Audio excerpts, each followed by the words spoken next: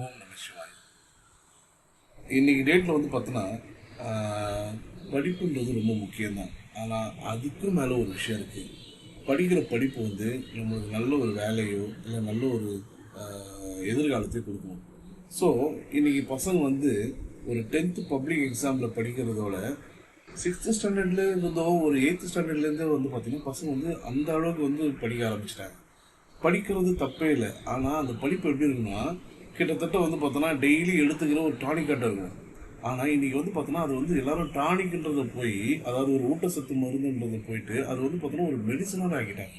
ஏன்னா டெய்லி படித்து என்ன பண்ண போகிறாங்க, இவங்க வந்து பார்த்தோன்னா ஒரு வேலைக்கு போக போகிறாங்க. ஸோ அந்த வேலையில் சம்பாதிக்க போகிறாங்க. இதுதான் அதோட டார்கெட்டு. ஆனால் மற்ற பசங்களோட கம்பேர் பண்ணி, அதாவது இன்றைக்கி பசங்களே அப்படி தான் ஆகிட்டாங்க. ஒருத்தர் கம்பேர் பண்ணி கம்பேரிசன் என்றைக்கும் ஒரு விஷயத்துக்கு தீர்வே இல்லை. ஏன்னா இன்றைக்கி இவனை கூட நம்ம கம்பேர் பண்ணி, ஓகே இவனோட நல்லா படிக்கிறான், அடுத்தது இன்னொருத்தர் வருவான் அவனோட நல்லா படிக்கும், அடுத்து இன்னொருத்தர் வருவான் அவனோட நல்லா படிக்கும். அப்படி இருக்கிறதால கம்பேரிசன்லேயே தான் லைஃப் போகுமே தவிர நம்மளே வந்து அண்டர்ஸ்டாண்ட் பண்ணிக்கணும். ஓகே என்னால் இது படிக்க முடியுதா, என்னால் இது செய்ய முடியுதா. அதாவது ஒரு கொஸ்டின் ஆன்சர் இருக்குப்பா, அந்த கொஸ்டின் ஆன்சர் வந்து எல்லாரும் தான் படிக்கிறாங்க. ஆனால் அந்த கொஸ்டின் ஆன்சரை எந்த விதத்தில் நம்ம ப்ரெசென்ட் பண்ணுறோன்றது முக்கியம். ஏன்னா இன்றைக்கி வந்து மோஸ்ட் ஆஃப் த கொஸ்டின் பேப்பரில் வந்து ஆன்சர்ஸ் வந்து திருத்துற வாதியாருங்க வந்து பார்த்தோன்னா நீ பண்ணுற ப்ரெசன்டேஷனை பொறுத்து தான் மார்க் போடுறாங்களே தவிர நீ அட்டன் பண்ணாவே மார்க் போடுறதில்லை.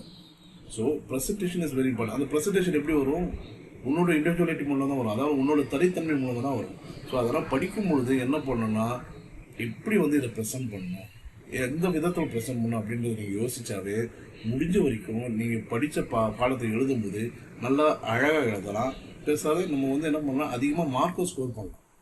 ஆனால் என்ன பண்ணீங்க, நீங்கள் ஒருத்தர் போட்டி போட்டு இருக்கிற, அதாவது என்ன சொல்கிறது, உள்ளதும் போச்சு அப்படின்ற மாதிரி தான் ஆயிடுது. அதனால் போட்டி போடலாம். இது ஒருத்தர் படிப்பில் போட்டி போடலாம். ஆனால் அந்த படிப்பு போட்டின்றது பொறாமையாக மாறக்கூடாது. ஏன்னா பொறாமையாக மாறும்போது தான் பல விஷயத்தில் வந்து நம்ம தோற்றுவோம். அதனால் முடிஞ்ச வரைக்கும் படிங்க.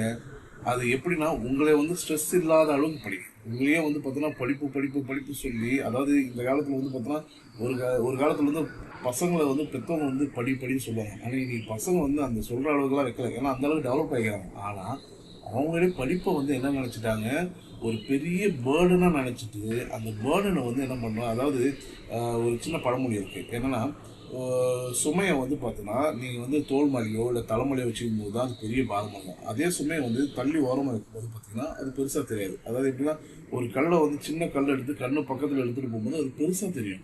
அதே கல்லை கொஞ்சம் தொலைவாக வச்சு பார்த்தீங்கன்னா சின்னதாக தெரியும்.